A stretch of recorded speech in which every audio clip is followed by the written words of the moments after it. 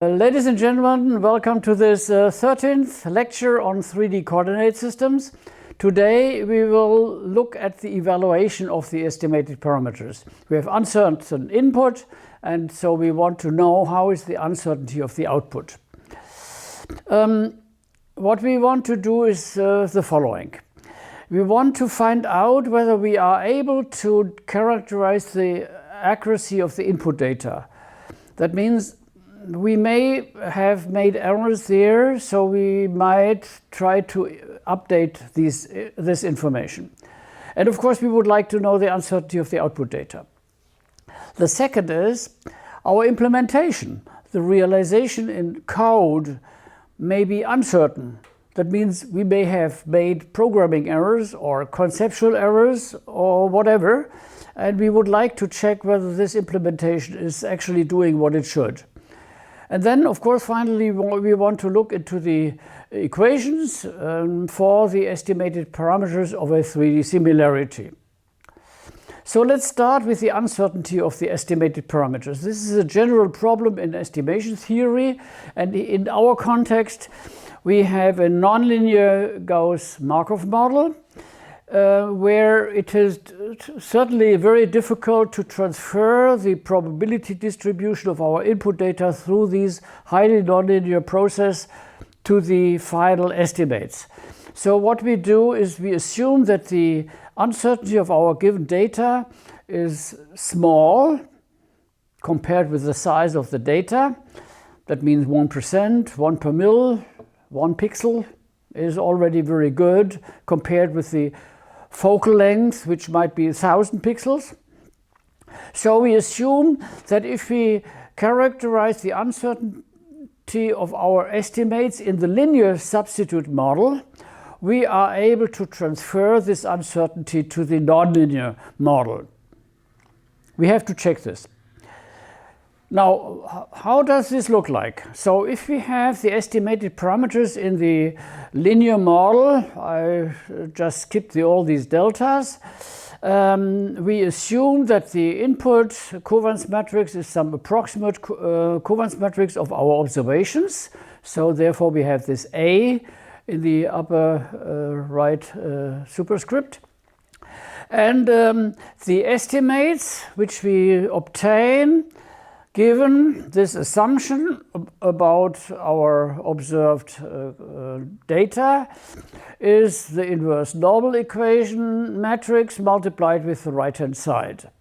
So we have a longer expression, but it explicitly tells how the observations are related to our unknown parameters with this matrix. You could also say this is the Jacobian of these estimates with respect to the given observations. Now, remember, the L's are fixed values because these are readings from some instrument or output of some automatic process, so these are fixed values, they are not stochastic. The same is, of course, then true for the estimates. So the estimates which we get out of our estimation process are fixed values. Now, we want to characterize the whole process by assuming that the observed coordinates, let's say, are a sample, let's say, from some normal distribution with mean f of x and covariance matrix sigma LL. That's the assumption. That means we treat these as samples from an ensemble. The same, of course, holds for the estimates. We assume that they are a sample from the normal distribution with x as the true value x as mean, and the covariance matrix, which we can derive. How do we derive it? Okay, we do just variance propagation on this equation. So if L is stochastic, x hat will be stochastic. We will have this Jacobian, and we apply variance propagation for the estimated parameters for this given input uncertainty.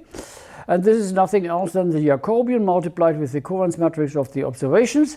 The true covariance matrix of the observations, not some approximation, multiplied with the transposed of this Jacobian.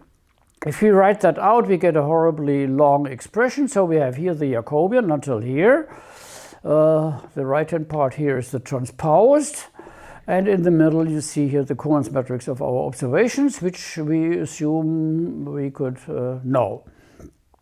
So if the estimation is performed with this approximate weight matrix, and the observations actually have this uncertainty, covariance matrix of LL, then the uncertainty of our estimates is given by this very long expression.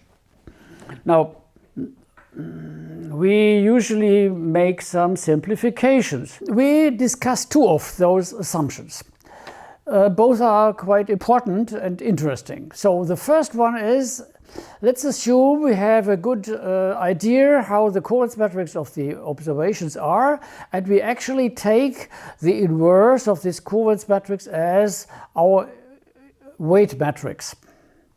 Then, in the previous long expression here, all these weight matrices are actually the inverses of the covariance matrix. So especially this one, which cancels with this one.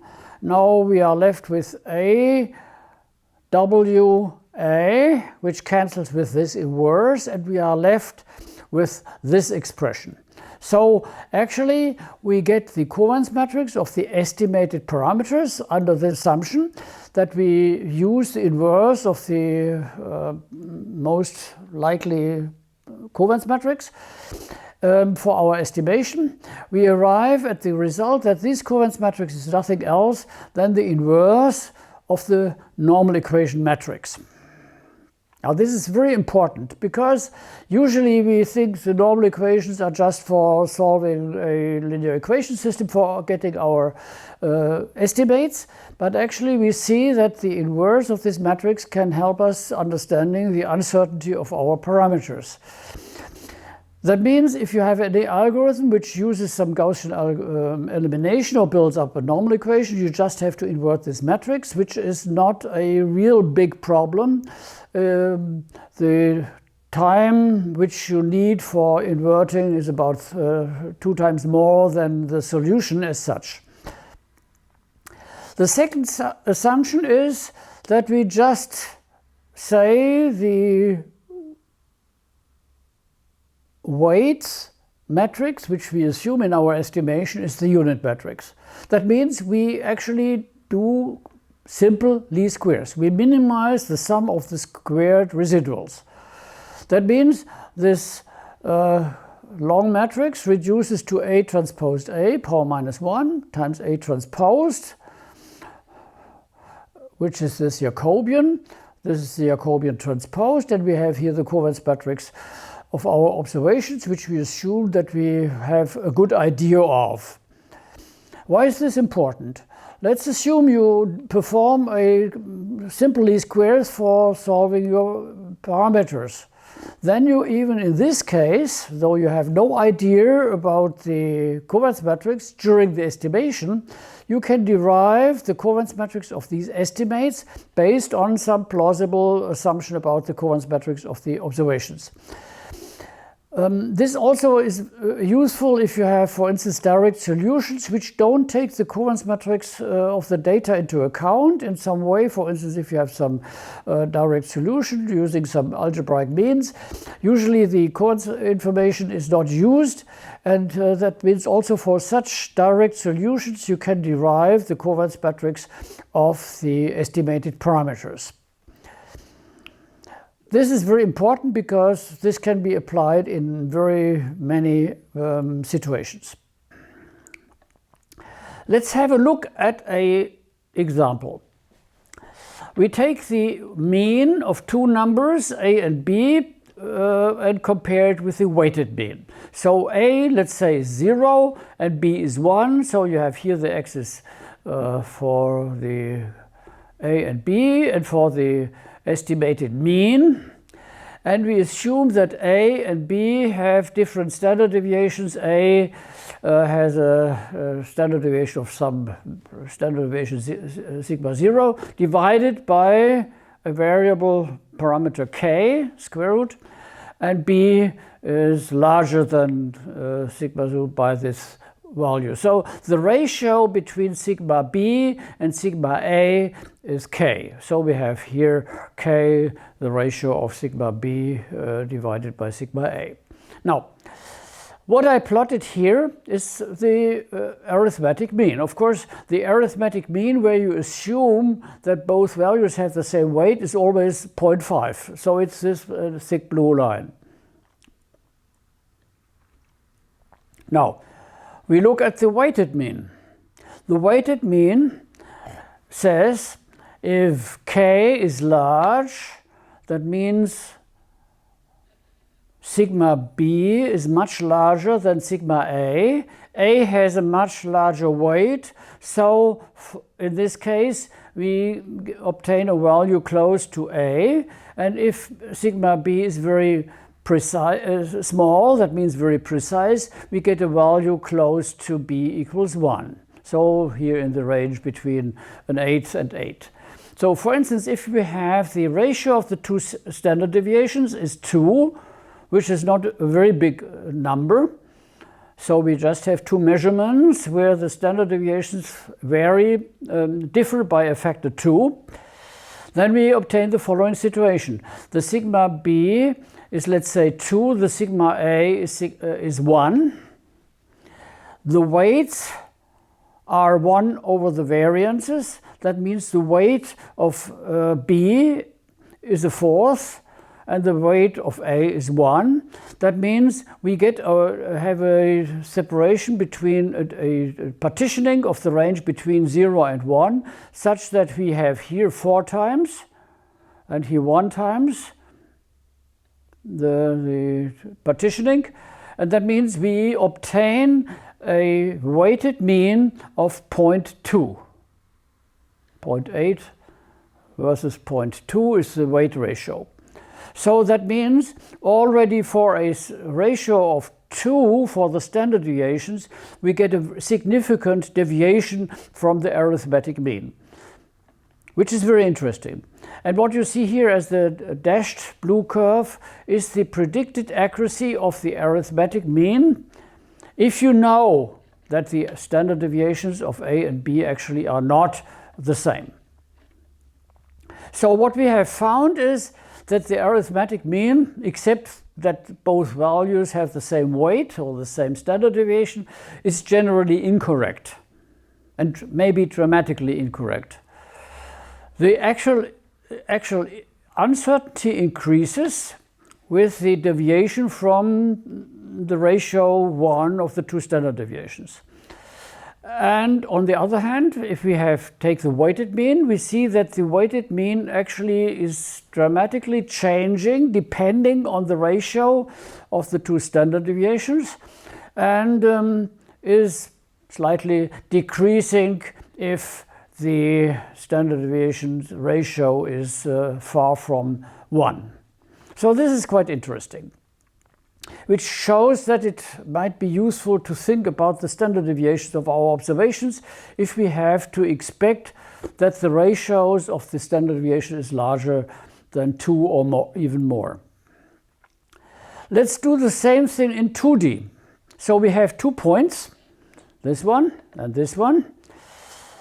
They have a covariance matrix, which is indicated by this red standard ellipse. And the first thing is what we do, we just calculate the arithmetic mean of the 2 points. That means the centroid of, let's say, 2 points.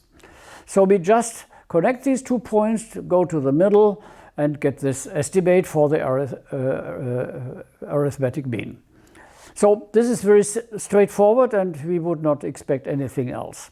Now the question is, where is the point which gives the weighted mean of these points x1 and x2 and takes these 2 uncertainties into account? That means the red standard ellipses. You may stop the video and think about it for a moment. and if you have an answer, you can go on. So this is the result.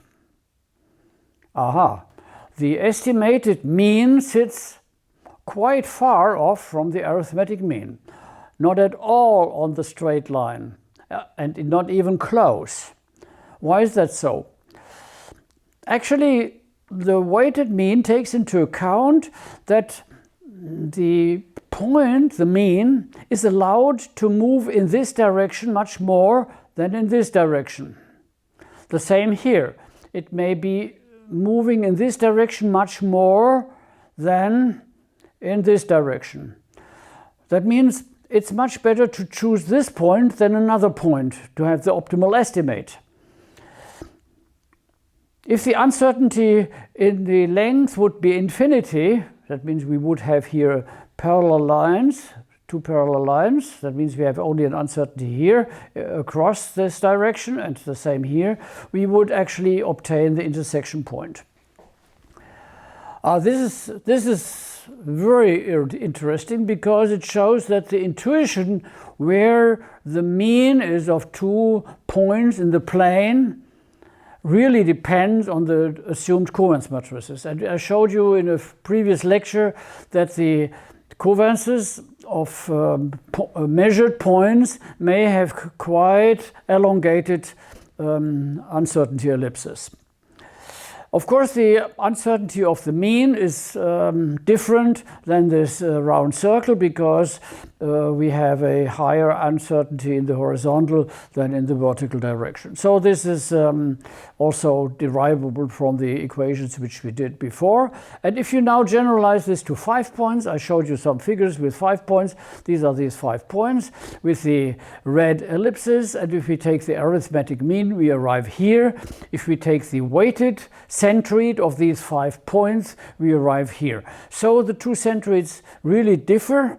Whether this is relevant for our estimation is a different story, but we should take notice that it is very important to take the covariances into account if we want to have good estimates.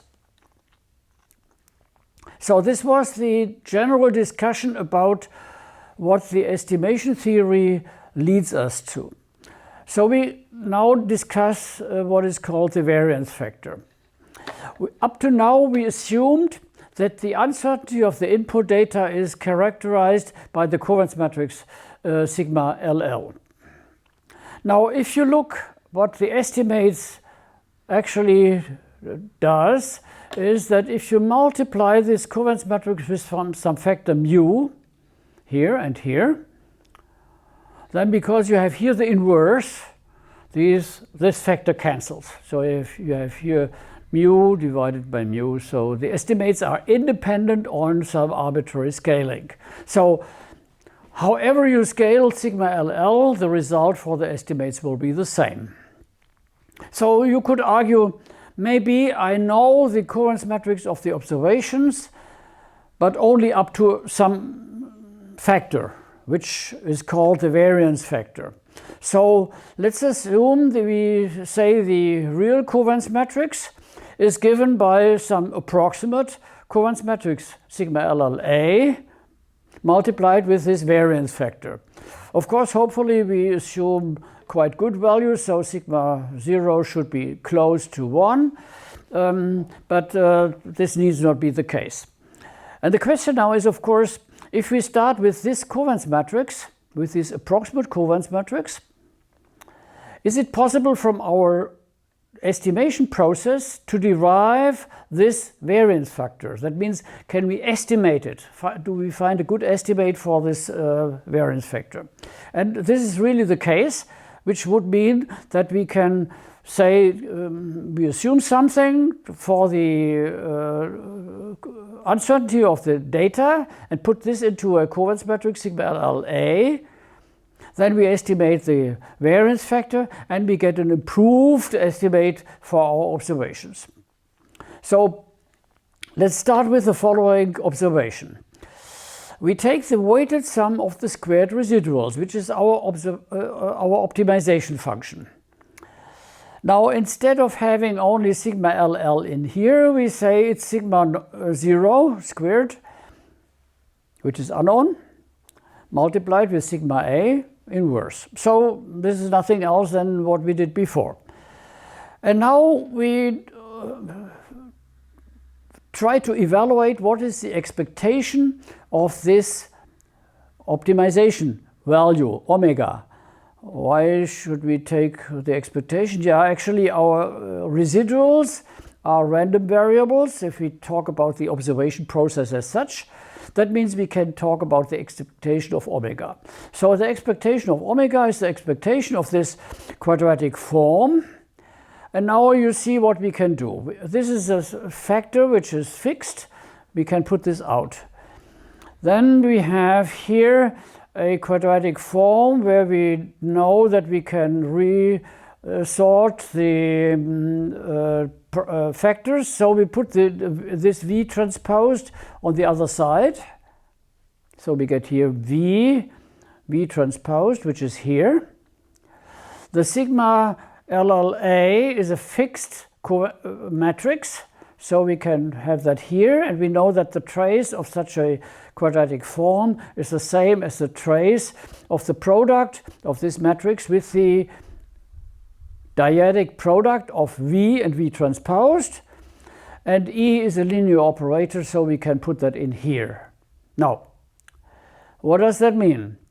That means we have the expected value for our optimization function is sigma 0 square multiplied with the trace of this approximate covariance matrix, which we know, multiplied with the expectation of our residuals multiplied with residuals transposed. And because the expectation of the residuals is 0, which we can prove, which I don't want to do at the moment, this is actually the covariance matrix of the estimated residuals.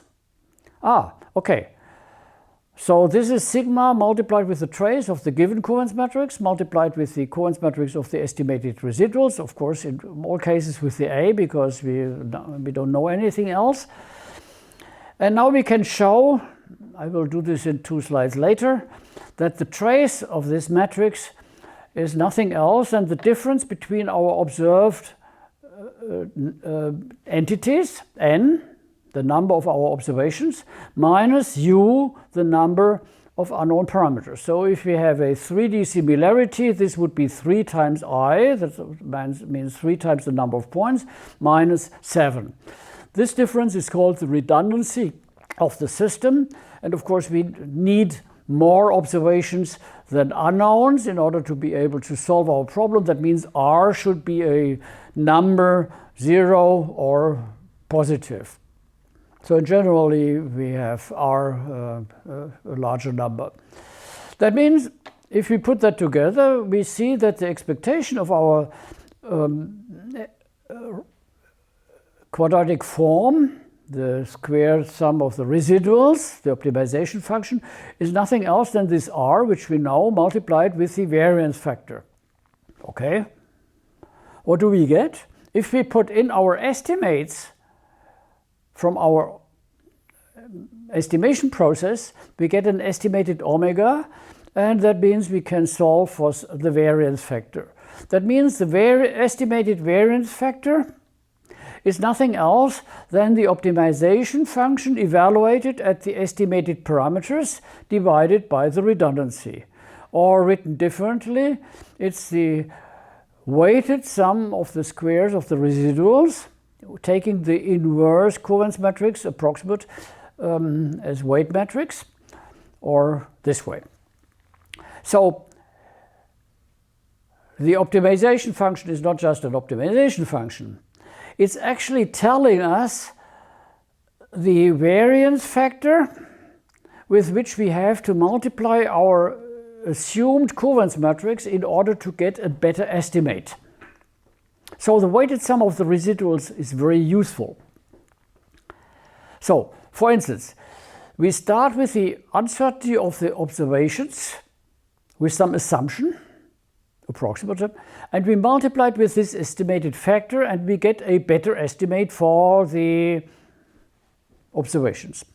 Or we can do this for each individual. So let's assume the variance factor is 4. That means sigma 0 is estimated to be 2. We have assumed our data have an accuracy of 1 centimeter. Then the estimation process tells us that our observations actually don't have 1 centimeter accuracy, but 2 centimeter accuracy. And of course, this transfers to the output data. So we can derive the uncertainty of the estimated parameters, taking the result from the inverse normal equation into account and multiply it with this unknown variance factor. So what is missing is the proof that the redundancy and the estimated residuals are related. So let's assume we have the observed entities which are normally distributed with some mean value, AX, and covariance matrix sigma L hat. So these are not the observations, these are the estimated observations. Now, what are the estimated observations? This is nothing else than, how do we get them? It's A times the estimated parameters. So the Jacobian of L hat with respect to X hat is this matrix, A multiplied with this, and if we do the variance propagation, we get this covariance matrix. Now, let's do the following. We multiply this matrix with WLL. We get this matrix. This is A multiplied with the inverse normal equation matrix multiplied with A transpose weight matrix. Now, let's assume you do the following. Multiply U with itself, we get A, normal equation matrix inverse, A transpose W, A, this is normal equation matrix multiplied with this inverse. So we actually can show that the square of U is the same as U. This is an idempotent matrix. That means the square is identical to itself. And if you do an eigenvalue analysis, you obviously find out that the eigenvalues are either 0, because 0 square is 1 and 1 square is 1. So the eigenvalues are either 0 or 1. That means the trace of this matrix is the same as the rank of this matrix. And the rank of U, if weight is a full covariance matrix, is the same as the rank of A. This is a standing matrix with the number of observations and the number of unknown parameters. So the rank of A is U. That means the rank of this matrix is U. That means also the trace of this matrix is U. Okay, now we go to the residuals. The residuals, the estimated residuals, have mean 0 and covariance matrix, which actually is the difference between the covariance matrix of the given data, the given observations, minus the covariance matrix of the estimated ones. The estimated ones actually take into account that they are restricted by the model. That means the covariance matrix sigma L hat is always smaller than sigma LL, and the difference is actually the uncertainty of the estimated residuals. Now, if we take this equation and multiply it with WLL, we get the trace of the covariance matrix of the estimated residuals multiplied with the weight matrix is nothing else than the trace of the unit matrix minus the trace of U, which is N minus U, which is R. And this is exactly what we used before. So this is, so to say, the algebraic derivation of this relation between the expectation of our quadratic form and the redundancy of the system. So now let's have a look at the method which we would like to use after having programmed or give to somebody else. We have to be sure that this method actually does what it should. So what does it do? The procedure yields estimates. This is, of course, the main interest why we did this. We also got a covariance matrix which hopefully tells something realistic about the uncertainty of the estimates. And we get an estimated variance factor which should actually show a true factor between that what we assumed and that what is real. So why should we evaluate this? Yeah, we have to check the correctness of the estimation procedure. So there are questions of a programmer or user of a program. Is the method which we implemented as intended? Does the method do what it should? Or can the user be sure that the method works correctly? These are all the same questions, so to say, with a different flavor. So if you really give a software out of your hands, you should be sure that these questions are all answered with yes. And of course you have to do this for your own, because you usually use your software yourself. So you have to check it. So how do we validate a method? For instance, if we take the arithmetic mean, we can by theoretical means derive the uncertainty of the mean, the standard deviation of the mean, to be the standard deviation of our observations divided by the square root of the number of entities. This is a theoretical derivation. You can do this for more complicated problems, and that's the reason why we use mathematics and statistics, because we need to be able to do this theoretical validation. We have to say, these predictions are fine. A practitioner will never believe in the usefulness of such theoretically proved methods. So he will always say, show me that with real data. Okay, let's do some empirical validation. Let's start with synthetic data because they are less costly. Then, of course, the practitioners say, no, this doesn't have anything to do with reality. So they don't accept the relevance of simulated data. Okay, you take real data, then the practitioners might be very happy, but the theoreticians would say, I never trust real data because I don't know under which conditions they have done and whether the method which I implemented and that what happens in reality actually is coincident.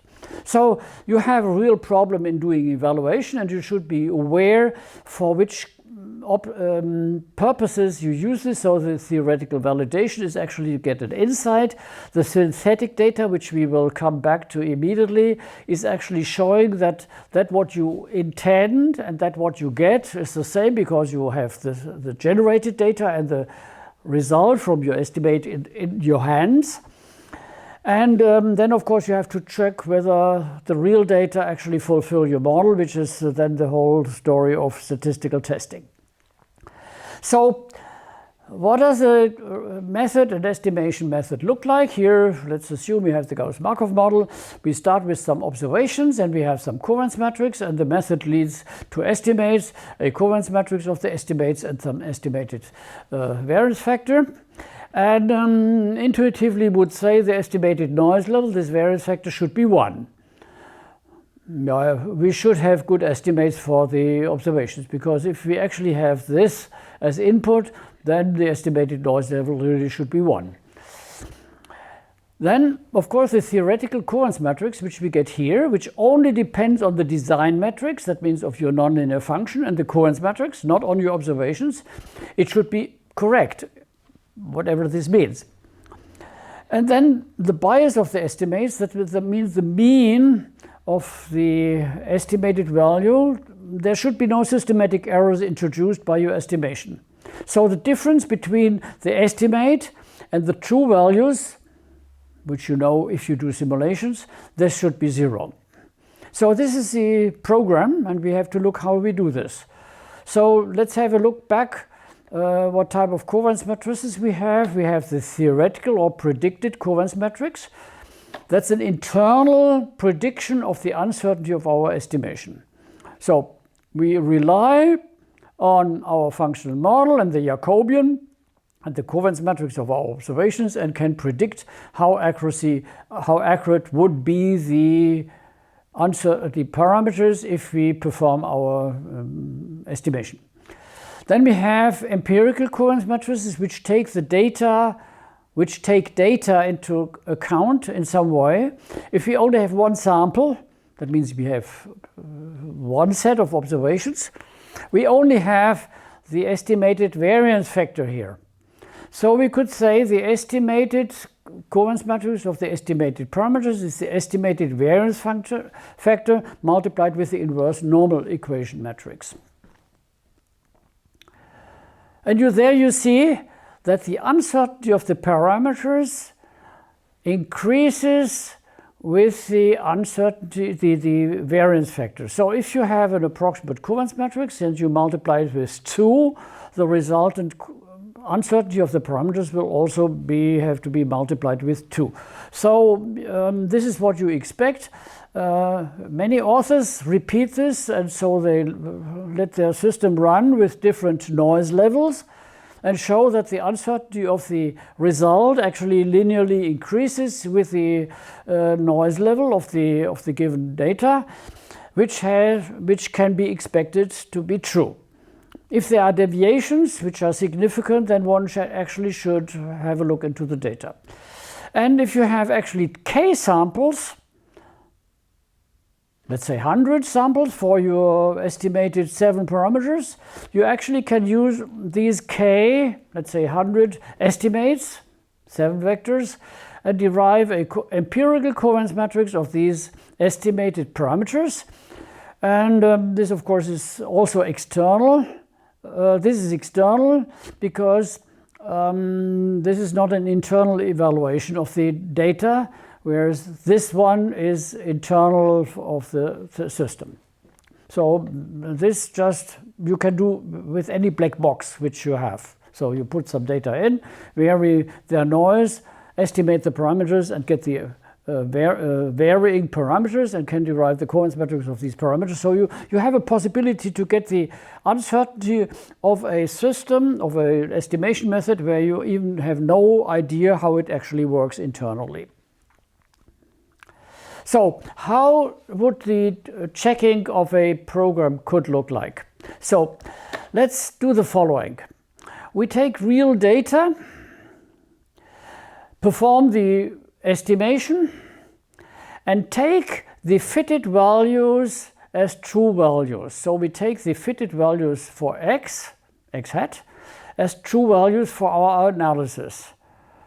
And we get the estimated parameters, which is actually the function of the estimated parameters, as mean value, true value for the observations. So L and X are consistent with our functional model. And we assume some uncertainty, which we take, let's say, from the specification of the instruments. And now we do the following. K times, we perform what happens in this box. So we generate data. That means we take these true values and add errors following this covariance matrix and get K sets of observations. Then for each of these observation vectors, we apply our method. We get estimates x, covariance matrices sigma x hat, and variance factors or standard deviations sigma 0 hat. This we get k times.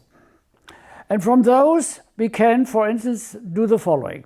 We use the estimated parameters. We calculate the empirical covariance matrix, as I just described before. That means this covariance matrix is derived from the estimated parameters only. And of course, we would like to know whether this estimated covariance matrix is identical to the theoretical covariance matrix, which we derived from the method. For the mean of all these values, this should be identical to the true value. So the bias is the difference between the mean of all these values and the true value, and this should be 0. And finally, we take all these variance factors, we take the mean of those, and it should be 1. So this is actually what we could do, and you see this is actually generating data, repeating our measurements, and then comparing what we get out of these k repetitions, and compare it what we would expect, 0 for the bias, the theoretical covariance matrix, and the 1. So, for instance, take the k variance factors, take the average, we get an average variance factor. One can show that the ratio of this variance factor divided by the true sigma 0 is an F-distributed, Fisher-distributed random variable. And of course, the user would like to see a histogram, so you make a histogram of all the estimated variance factors. And you see that on an average it's 0. You can plot the density of this Fisher distribution and show that this actually is coincident. So what does the reader could learn from this result? I can rely on the estimated noise level. So this is fine, because if you go to real data, you would know whether the estimated variance factor actually tells you something about the real data, and not is some artifact produced by the program. The second is checking the covariance matrix. So you get the empirical covariance matrix derived from all the k estimates for the parameters. You get this estimated covariance matrix.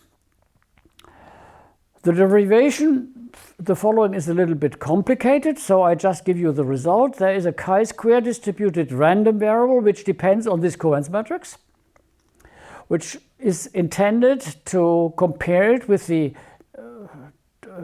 theoretical matrix and the hypothesis that this is a sample of this one with corresponding variations.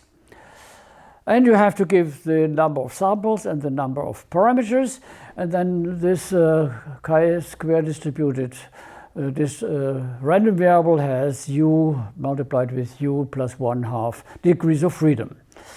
If you then perform a statistical test, the test outcome could say, to specify some significance level, the covariance matrix C of the estimated parameters is okay. That means you assume that the theoretical covariance matrix actually says something about the real covariance matrix. And you can even say, or give the test statistic and show the interval for the test. So the reader can learn, I can rely on the predicted covariance matrix of my program, which is very good. Of course, it should be better say the reader needs not to have any doubt about this covariance matrix, because of course this is only a limited test. Yeah, so we have to be careful with the wording if we do statistical testing and report about the outcome. And finally, the empirical bias.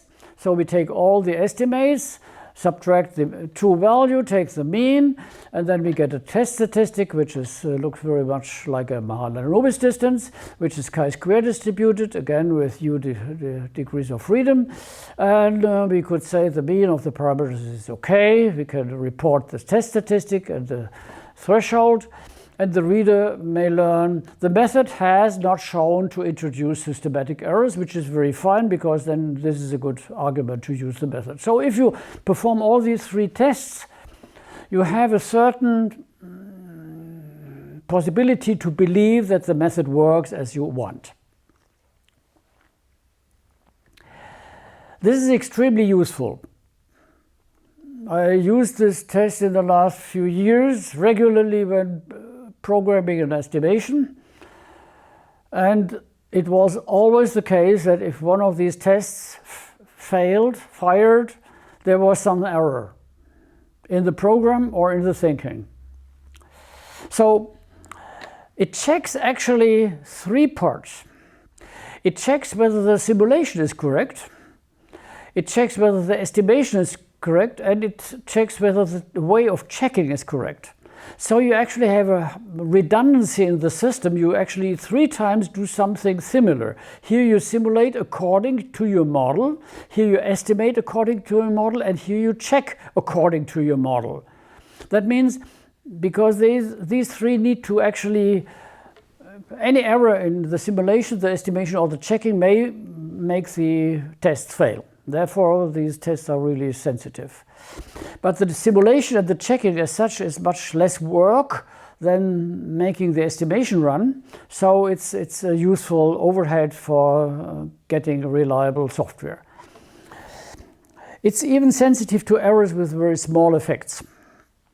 It also checks the linearization, though I don't recommend to do this as only thing. It's better to have the linearization checked by numerical differentiation. This tests only work if you really take very small noise. Let's say 10 power minus 6 or 10 power minus 8, so in the middle between 1 and the resolution of your numerical precision. Otherwise, you will see the linearization. So if you have accuracy of, let's say, only 1%, then it's very likely that the tests fail because there are linearization effects, that means second-order effects in your Taylor expansion, which you assume are 0. That's the reason why I said at the beginning, the predicted covariance matrices are from the linearized model only hold for the nonlinear model if the relative accuracy is very high. And your real data often are quite good. Okay, now we come to the final point. We would like to know the uncertainty of the 3D similarity, and we start with the centered model, which is very simple, because the covariance matrix, which we know is the inverse of the normal equation matrix, and the normal equation has this structure. We have seen that this is a block diagonal. Here we have a 3 by 3 block, here a 1 by 1, here a 1 by 1. The rest is 0. That means it's easy to derive the covariance matrix of these estimates, because this is just the inverse of scalars, and this is the inverse of a 3 by 3 matrix. And we see that the estimated parameters, rotation, translation, and scale, are mutually independent if you have a Gaussian distribution. So let's start with the scale parameter. So we have the normal equation system. Here the scalar multiplied with the unknown change of the scale is the right-hand side. That means we have only this single scalar element. Now, what does it mean here? So we would like to interpret it and see whether it's plausible. This is the sum of this vector transpose this vector. That means that's the length of this vector x. Now, what does this vector mean? It's the ith point transferred from the given coordinates into the observed coordinate system in the centroid system. That means this is the distance of the original point to its center multiplied with the scale.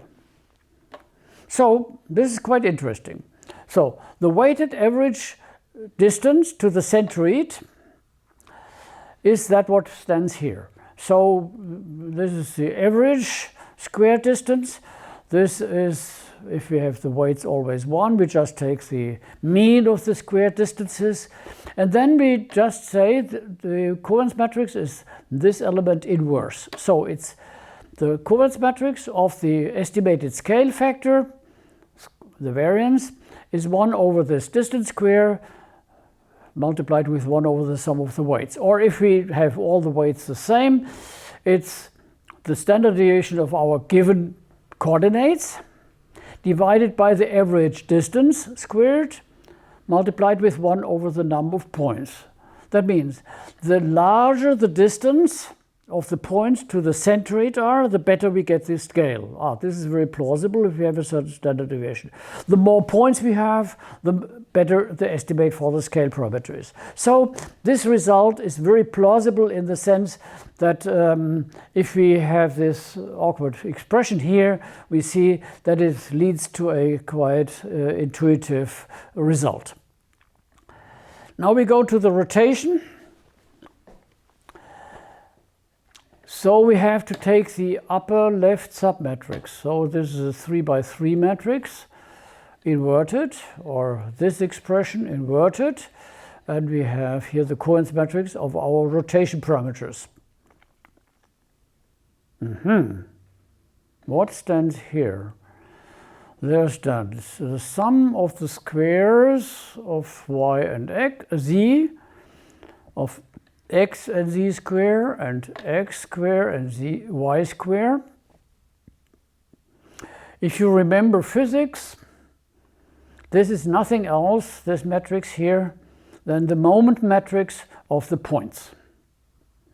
So it tells you something about, if you have a set of points, how are the rotational moments in x, y, and z direction. So if you have a distribution of points, let's say within this cube, and you have here a point with coordinates x, y, z, you can relate them to the center here, then you can imagine that if you use the principal moment axis, then this moment matrix will have off-diagonal elements 0. You make a principal component analysis. So what stands here, the standard deviation of the rotation around the u-axis, which is this one, is nothing else than the standard deviation of these points divided by the sum of the squared distances from this axis, which is very plausible. If you have a rotation around this axis, the further the points away, the higher is the precision for the rotation component. And the same is true for the other two axes. So this is also a quite intuitive result. And now we go to the translation. Here we just have the weighted sum, the sum of the weight matrices. And the uncertainty of the translation in the centered system is nothing else than the inverse of the sum of all these weight matrices. If we have the simple case where the standard deviations are individual, we get all the three elements is R1 over the number of parameters. This is expected precision of the arithmetic mean, which is fine, and so there appears no big deal. What is the meaning of this matrix? Remember, if we have either this or this, let's assume we have this model, that means each point is uncertain isotropically, we get the center of the points being the weighted center of the t's. And if we apply this and we work in the centered system, then we know that the estimated translation is 0. So what we get is an estimate which is 0 and a covariance matrix which is the inverse sum of the weight matrices, which is certainly not 0. So if we would do repeated experiments, we would always get the centered coordinates translated by 0, but the covariance matrix is not 0. So the estimated covariance matrix is 0, but the theoretical covariance matrix is definitely not 0. So we have a contradiction, or don't we have? So we have at least a problem to explain that situation, that a value which is definitely 0 has a covariance matrix which is not 0. So let's assume we make k experiments, as we discussed before, and we calculate the mean of our estimates, which is, let's say here, the translation. We get the mean translation. We calculate the covariance matrix of all these values. And of course, this covariance matrix should be consistent with what we get out of as predicted covariance matrix from our estimate. They should be consistent. Now, lean backwards and we find out the following. The observations refer to the centroid of the observations.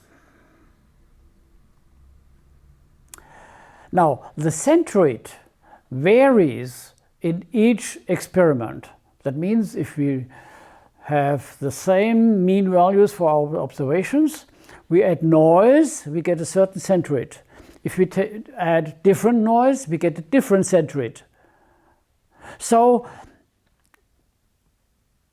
because we refer to the centroid, the translation is 0, because the centroid is different for each case.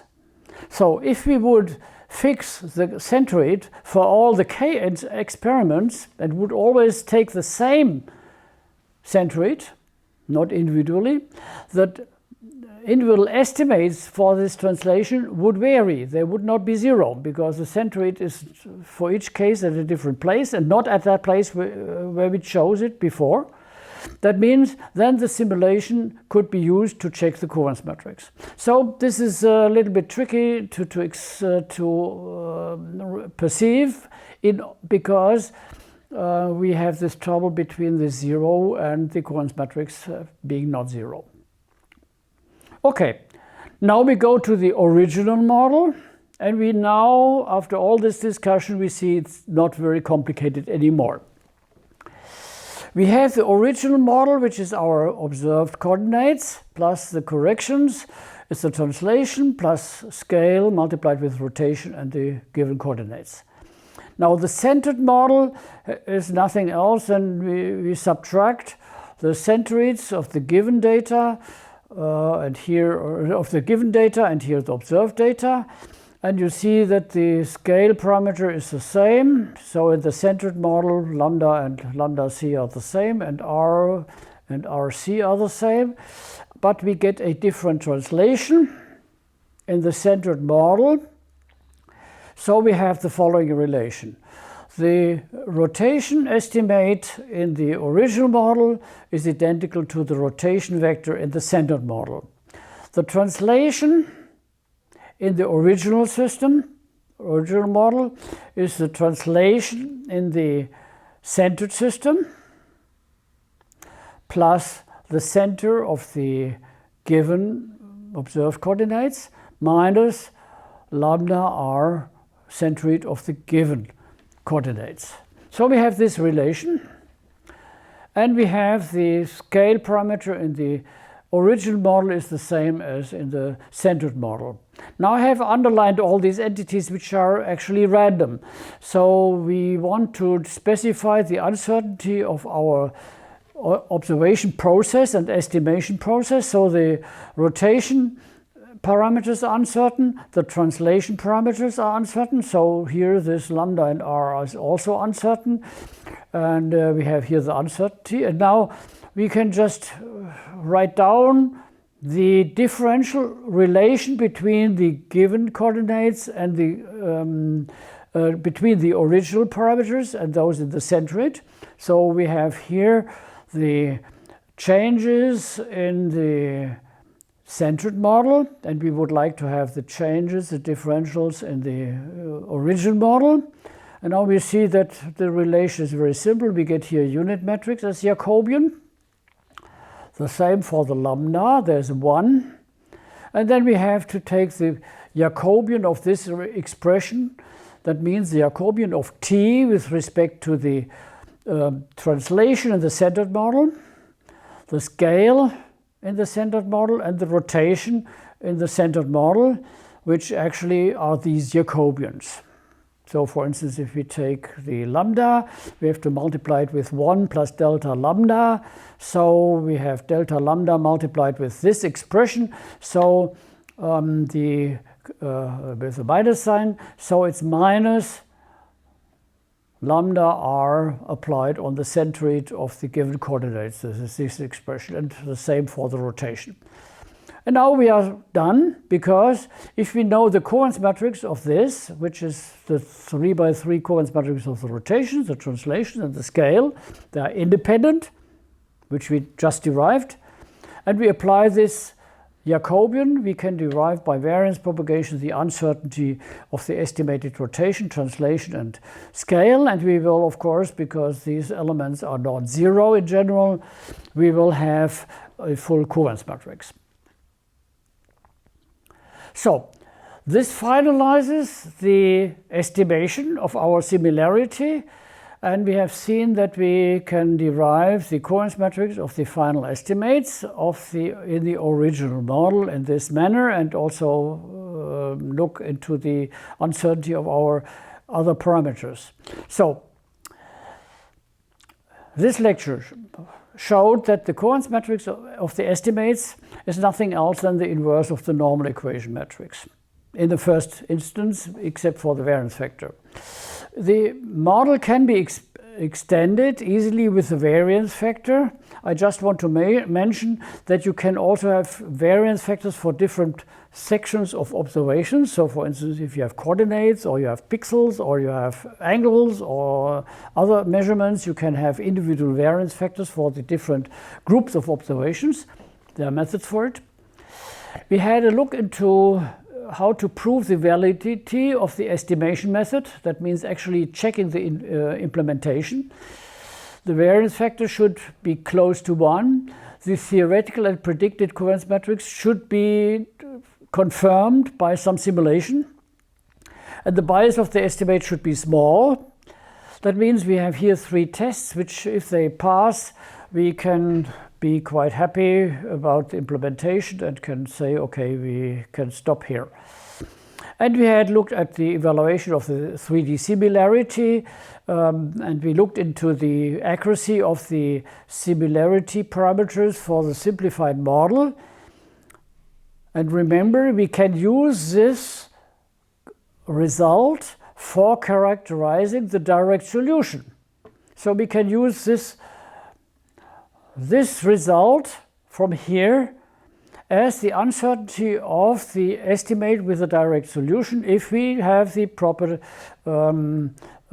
simplified covariance matrix assumed. Okay.